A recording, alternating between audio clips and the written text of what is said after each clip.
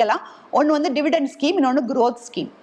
Dividend ஸ்கீமில் வந்து நம்ம இன்வெஸ்ட் பண்ணும்போது மியூச்சுவல் ஃபண்டில் இன்வெஸ்ட் பண்ணணும்னு முடிவு பண்ணிட்டீங்கன்னா முக்கியமான 3 விஷயம் பாருங்கள். ஃபஸ்ட்டு திங் வந்து எக்ஸ்பென்ஸ் ரேஷியோ கம்மியாக இருக்கா அதை டிசைட் பண்ணுங்கள். தென் இன்வெஸ்ட்மெண்ட் ஸ்ட்ராட்டஜி லம்சம்மாக எஸ்ஐபியா.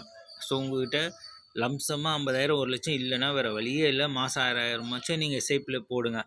லம்சமாக சப்போஸ் உங்களுக்கு கிடைச்சிச்சு அமௌண்ட்டு 1,00,000 அப்படி இருக்குது அப்படின்னா, மார்க்கெட்டும் கொஞ்சம் டவுனாக இருக்குது அப்படிங்கும்போது தாராளமாக லம்சமில் இன்வெஸ்ட் பண்ணும்போது உங்களுக்கு ஹியூஜ் ரிட்டர்ன்ஸ் கிடைக்கும்.